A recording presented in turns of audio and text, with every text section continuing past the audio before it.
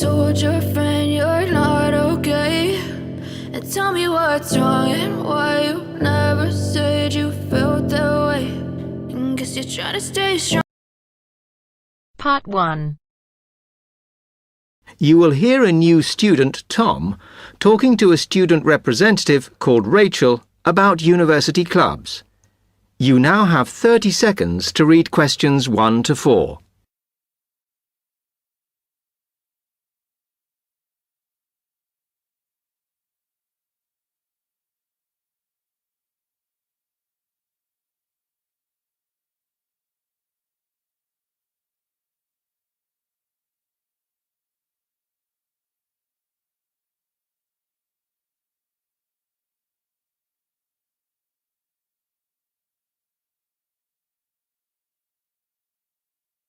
Hi, welcome to Freshers Week.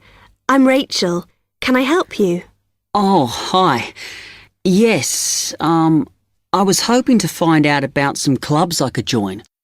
Well, all the club stands are here in this hall. What were you interested in? Not sure. I wanted to do something where I could meet people. Well, take this leaflet with details of all the clubs and see what you think. Oh. It'll probably depend on what day you're free. Like on Mondays, there's the film club. Then on Tuesdays, you've got the climbing club. That's really good. I'm in that. Then on Wednesdays, you've got chess, if you want something a bit more intellectual. But you should look through carefully because all the clubs run extra activities as well as their normal meetings. Oh, yes, I see. So, it looks like the film club has discussions after the films. I'd quite like to go to those. Then climbing. Goodness. It says here that the university has its own climbing wall. That's impressive. And they go on weekend trips. Cool. And it says the chess club normally just does games with whoever turns up. But it also runs competitions sometimes.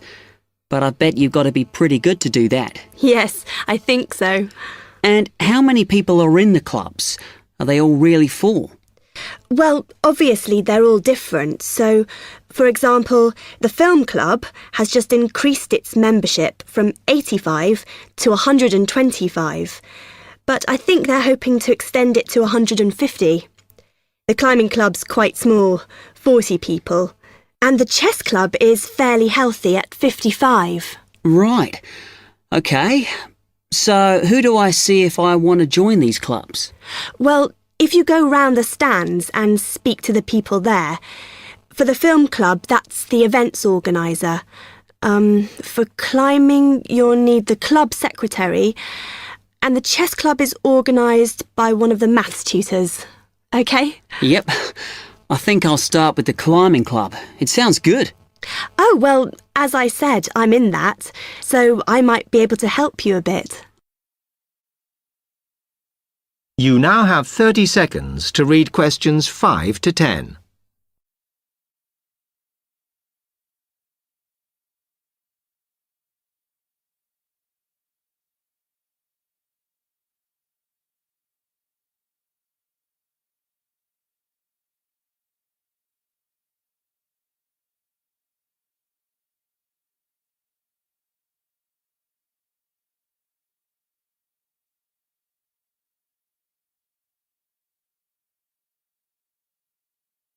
OK.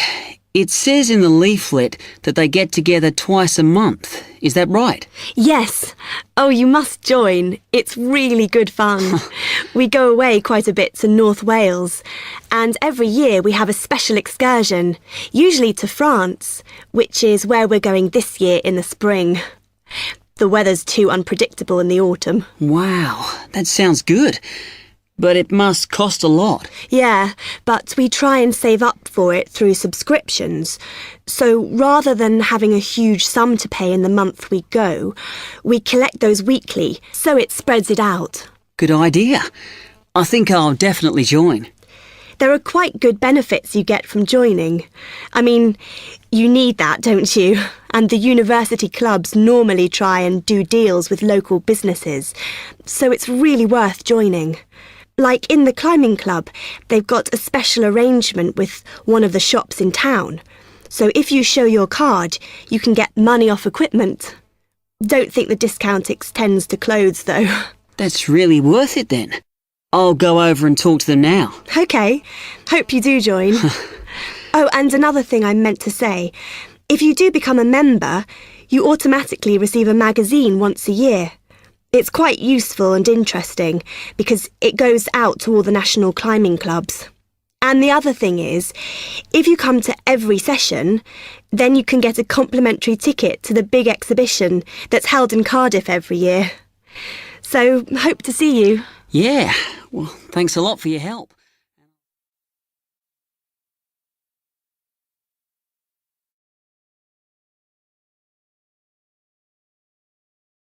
That is the end of part 1. You now have half a minute to check your answers.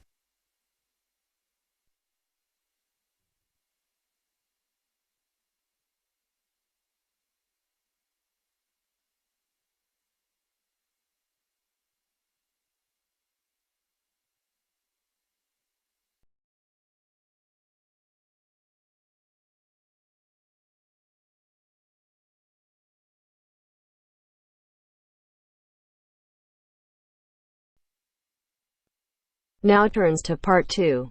Part 2. You will hear the overseas student officer talking to some new students about the arrangements for an excursion to Ironbridge.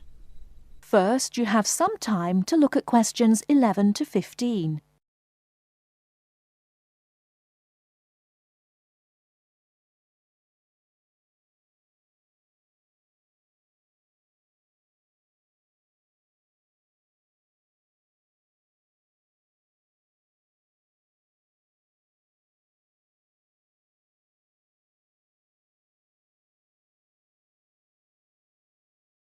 Now, listen carefully and answer questions 11 to 15. Hello everyone, my name is Pamela Sutcliffe and most of you already know that I'm the Overseas Student Officer here at Salopian Technical College. Next Tuesday, the 28th of September, we have arranged an excursion for all new students to the important historical town of Ironbridge. We are hoping you'll all come, because not only is the history of Ironbridge very important and interesting, but also an excursion like this is a relaxed and fun way to get to know each other. Ironbridge is about 55 kilometres from here, and we'll be travelling by the college bus, which holds 40 people. If there are more than that, we'll bring a couple of staff cars as well, though I might ask you to indicate on the list if you have a car and would be willing to take a couple of passengers. The list I'm referring to is up there on the student notice board, and if you would like to come on Tuesday, would you please add your name as soon as possible? By the way, could you please print your name clearly? I know some people have wonderful signatures, but often I'm afraid I can't read them, which can cause problems. So if we need extra transport and you could bring your car, can you tick the car column next to your name? Could you also add your student number and your telephone number, just in case there are any last-minute changes and we have to contact you? The other information I need to give you is about lunch. There's a very nice little restaurant in Ironbridge which gives a 15% discount to the college when we bring groups. That means lunch is only about £4, and they do good vegetarian meals too, so it's usually no problem for those of you on special diets. But if you prefer to eat your own food, that's fine too, either on the bus or in the park. But I'd encourage you to try the restaurant. Now, talking of costs, I should tell you that the bus will only cost you £10, and if you bring your car, we'll pay for the petrol, so you get a free trip in return for driving there. Will you please sign up by Saturday at 6 p.m. at the latest? The list is closed after that. We will depart at 9:30 a.m. sharp on Tuesday morning, so please make sure that you arrive at least 15 minutes before so that you can find a seat and get settled on the bus. Before you hear the rest of the talk, you have some time to look at questions 16 to 20.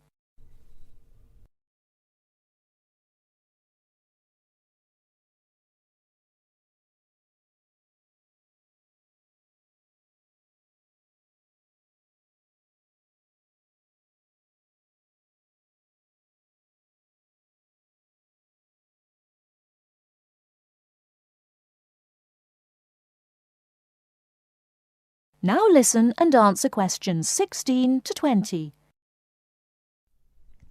The college bus garage is behind the engineering workshop. It's quite easy to find. If you come here to the Student Union building, then walk east down the avenue until you get to the childcare centre on your left, and then turn left and walk past the sports centre and the tennis courts, which are both on your left. Cross over Central Square, and opposite you is the engineering workshop. Walk around the back and you'll see the bus.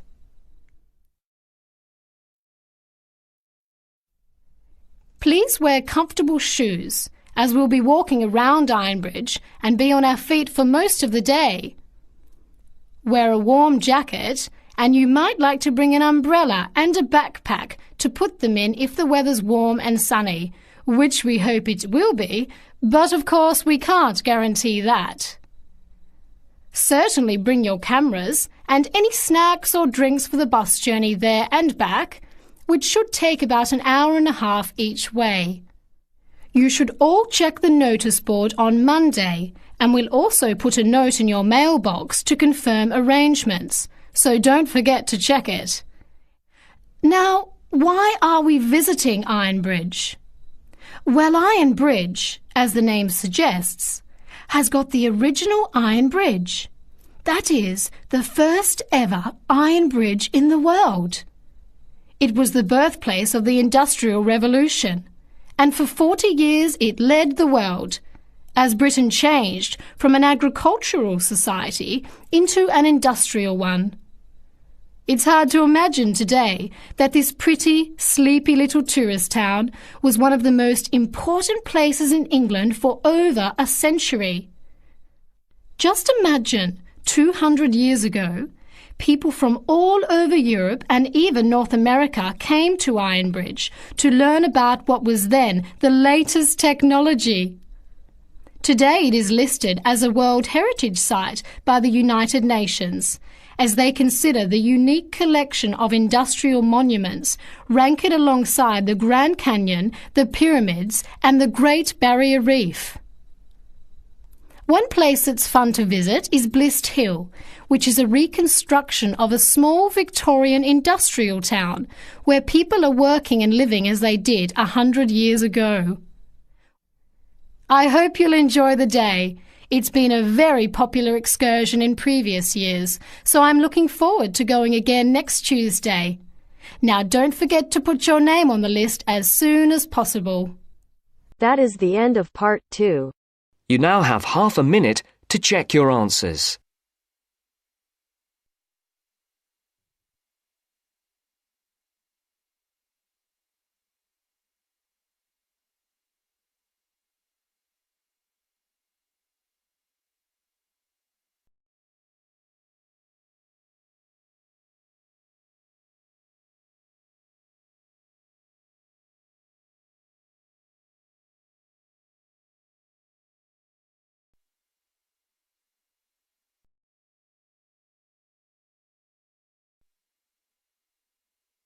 Now turns to part 3.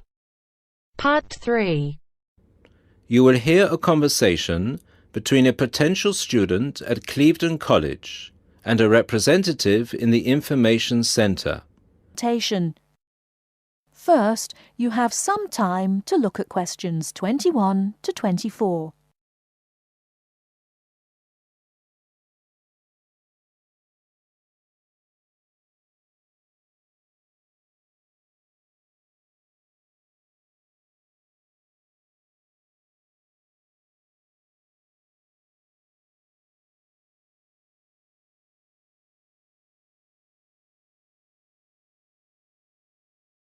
Now, listen carefully and answer questions 21 to 24. Good morning, Clevedon College. Can I help you? Yes, please. I'd like some information about evening courses this term. OK. Which subjects are you interested in? 2 subjects, actually. Languages and computer skills. OK. What languages are you interested in? Actually, I'm not sure. I have to fulfill a language requirement for school, but I haven't really decided what language to study. How many language courses do you run each week? We have 2 every night, from Monday to Friday. I'm sorry, but would you mind going through the schedule for me? Which language on which days? Not at all. Monday to Wednesday are modern European languages, French, Spanish, German, Dutch and Polish. Thursday night we offer ancient languages, Latin and ancient Greek. And on Friday we finish off with the Asian languages of Hindi and Bengali. Monday to Wednesday, modern European. Thursday, ancient languages, and Friday, Asian. Can you spell Bengali, please? Yes, it's B-E-N-G-A-L-I. Great. And how much do the courses cost? Each course costs £25 per person per term. But if you want to do 2 language courses, there's a 10% discount, but only if you book for 2 terms. So the 10% discount is if I take 2 courses for 2 terms. Is that right? Right. Before you hear the rest of the talk, you have some time to look at questions 25 to 30.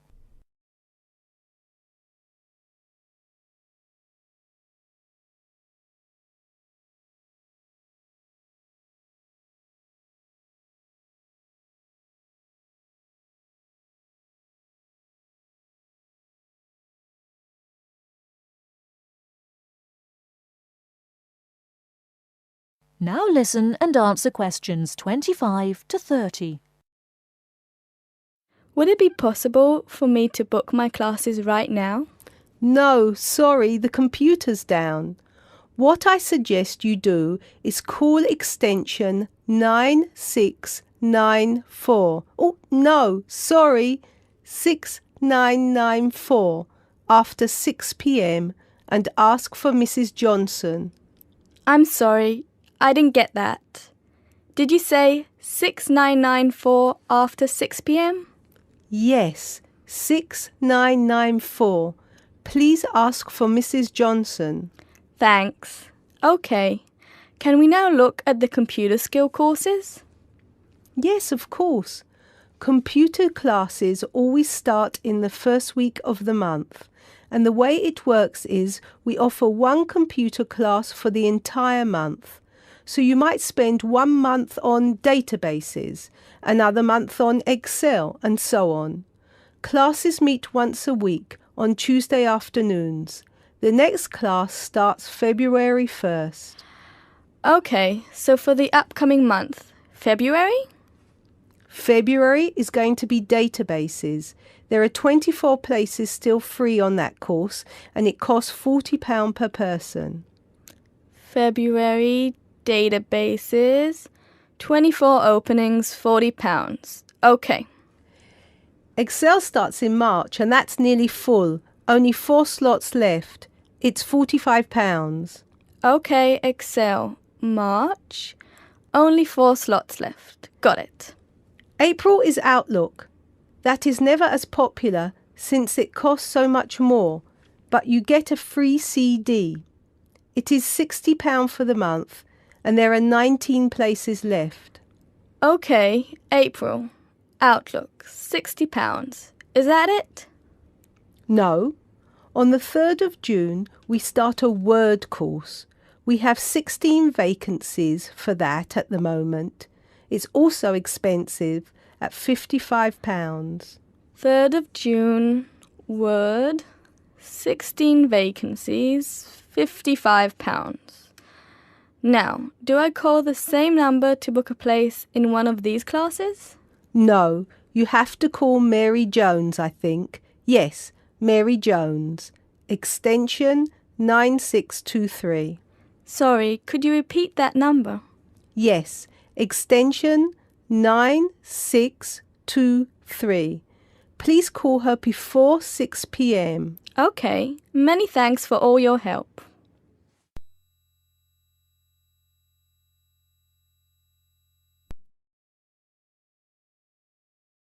That is the end of part 3. You now have half a minute to check your answers.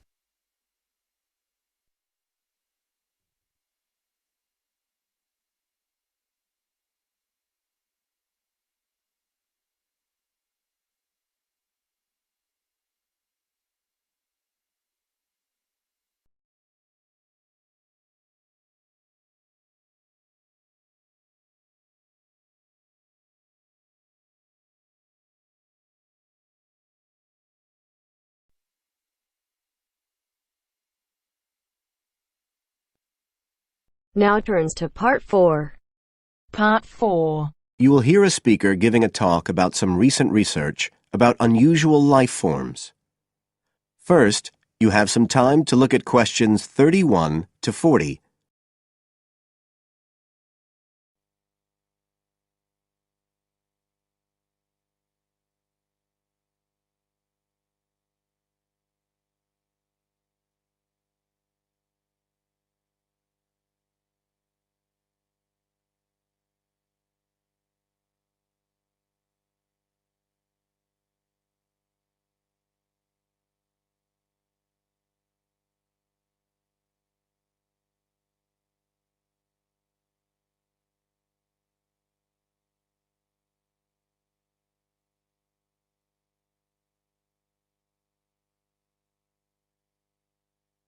Now listen carefully and answer questions 31 to 40. Hello, everybody, and welcome to the 6th of our ecology evening classes. Nice to see you all again. As you know from the programme, today I want to talk to you about some research that is pushing back the frontiers of the whole field of ecology. And this research is being carried out in the remoter regions of our planet, places where the environment is harsh and, until recently, it was thought that the conditions couldn't sustain life of any kind. But life forms are being found, and these have been grouped into what is now known as extremophiles. That is, organisms that can survive in the most extreme environments. And these discoveries may be setting a huge challenge for the scientists of the future, as you'll see in a minute. Now, the particular research I want to tell you about was carried out in Antarctica, one of the coldest and driest places on Earth. But a multinational team of researchers from the US, Canada, and New Zealand recently discovered colonies of microbes in the soil there where no one thought it was possible. Interestingly enough, some of the colonies were identified as a type of fungus called Bouveria bassiana, a fungus that lives on insects. But where are the insects in these utterly empty regions of Antarctica? The researchers concluded that this was clear evidence that these colonies were certainly not new arrivals. They might have been there for centuries, or even millennia. Possibly even since the last ice age. Can you imagine their excitement? Now, some types of microbes had previously been found living just a few millimetres under the surface of rocks, porous Antarctic rocks. But this was the first time that living colonies had been found surviving, relatively deeply in the soil itself, several centimetres down, in fact.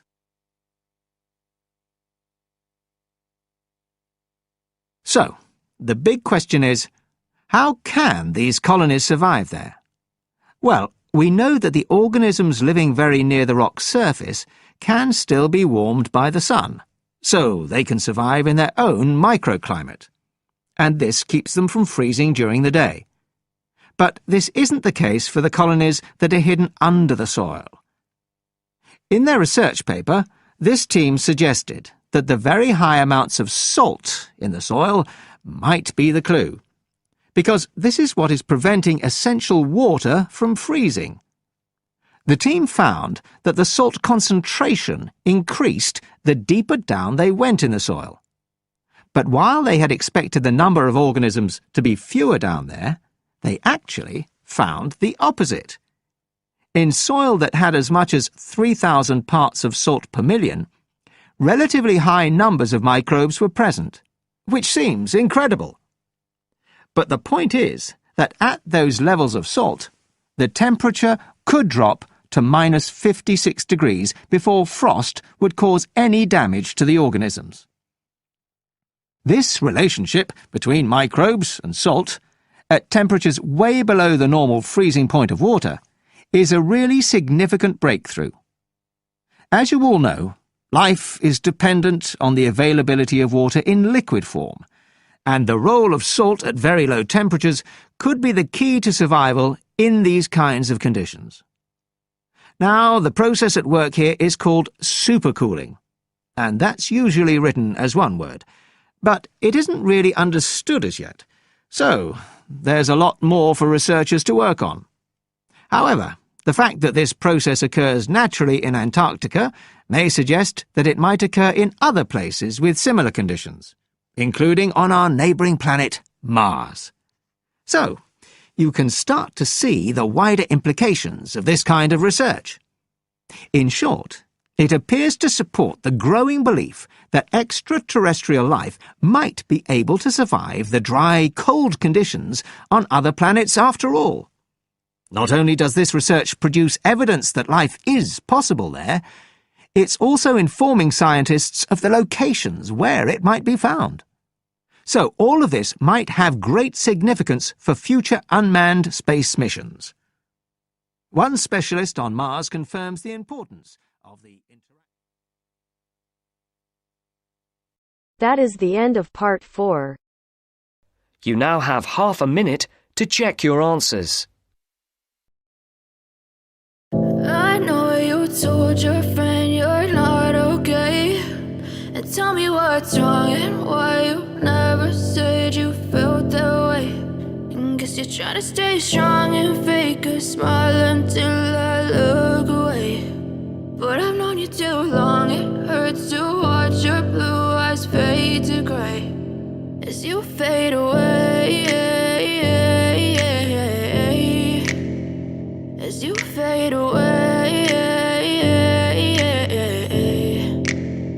Yeah, I'm about to fade away, cause every time I wake up I feel like it's Monday. Something's going wrong with all the chemicals up in my brain. All of a sudden I don't look at anything the same way. Gotta build up of my thoughts sitting in an ashtray. I'm sorry that I'm so inconvenient, okay. Just let me be me and I'll stay out of your way. I can see the way you look at me, I'm such a disgrace. I never really asked to be brought into this place. You wanna love me? Well then baby have a taste. All the highs and the lows, no you'll never be the same. I don't really wanna hurt you but I can't control the pain. If you're sticking by my side maybe we can